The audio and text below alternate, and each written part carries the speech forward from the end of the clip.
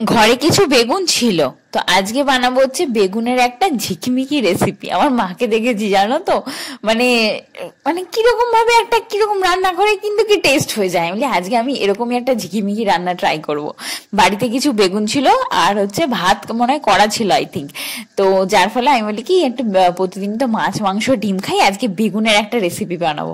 আরো জমিতে কিছু বেগুন ছিল, সেটা তুলে এনে তো এখানে কেটে আমি লম্বা লম্বা করে ভাজছি। এটাকে ওই সর্ষে বেগুন টাইপের একটা ধরনের হয় না রান্না, সেটা করব।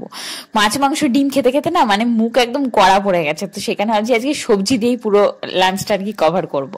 তো এখানে আমি বেগুনগুলোকে লম্বা লম্বা করে ভেজে তুলে রাখছি, আর ওখানে আমি মশলা করে নিয়েছি। এটার মধ্যে দিয়েছি তোমার সাদা সর্ষে, আমাদের ঘরে যে সর্ষে ছিল সেই সর্ষে, তার সাথে জিরে, কাঁচা লঙ্কা, আর তার সাথে একটু দিয়েছি একটা পেঁয়াজ, আর অল্প করে একটুখানি রসুন। রসুন আই থিঙ্ক দেইনি মনে হয়, পেঁয়াজ দিয়েছিলাম। তো এই দিয়ে কাঁচা লঙ্কা দিয়ে মশলাটা আমার রেডি করা হয়ে গেছে। আমি কড়াইয়ের মধ্যে পেঁয়াজ আর কাঁচা লঙ্কা না ভেজে নিয়েছি আগে, হালকা করে ভেজে তারপরে এই মশলাটা দিয়েছি। এবার সর্ষে দিয়ে তো বেশিক্ষণ কষাতে নেই, যদিও আমি সর্ষে বাটার সময় আমি নুন দিয়ে দিয়েছিলাম, যার ফলে তিতে হওয়ার কোনো ভয় নেই। তারপরেও বেশি না কষালেই ভালো, তাহলে তিতে হয়ে যায়। আমি এখানে গরম জল বসে দিয়েছি, এটার মধ্যে গরম জলটা দেবো।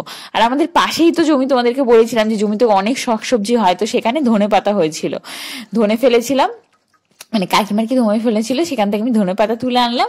এটা হচ্ছে এটার মধ্যে দিয়ে দেবো, এই বেগুনের এই ঝোলটার মধ্যে দিয়ে দেবো। এটা ফুটতে থাকবে, এটা স্মেলটা আসবে, তারপরে বেগুনটা দিয়ে দেবো। বেগুন আমার দেওয়া হয়েও গেছে, এবার এটা ফুটলেই হয়ে যাবে, নামিয়ে নেবো।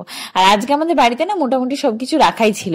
ভাত ছিল, তার সাথে তোমার সবজি ভাজা টাজা সবকিছু ছিল, তার মধ্যে কাকিমাও দিয়েছিল, যার ফলে আর এক্সট্রা করে কিছু করতে হয়নি। তুমি খালি দেখলে তো আমি বেগুনের ঝোল করছি, এবার যখন খেতে বসবো তখন দেখবে কত কিছু হয়ে যায়।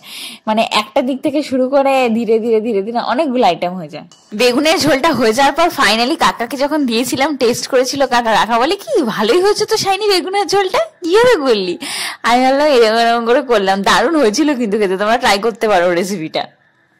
এই দেখো থালা পুরো ভর্তি, কোনো জায়গাতে খালি নেই। এখানে হচ্ছে তোমার ভাত, ভাতের সাথে আমি এই যে আলু সিদ্ধ দিয়েছিলাম, সে আলু সিদ্ধে কাঁচা লঙ্কা দিয়ে ঘি দিয়ে মাখবো। তারপরে এখানে কাকিমারা দিয়েছিল ওই মূলো ভাজা, উচ্ছে ভাজা, আর বৌদি করেছিল বাঁধাকপি, সেই বাঁধাকপির তরকারি। আর আমাদের ছিল শাক, এটা আমার রসুন ভেজে পেঁয়াজ ভেজে করেছিল। আর এটা হচ্ছে তোমার ওই বেগুনের যেটা আমি বললাম, আর কাকিমারা দিয়েছিল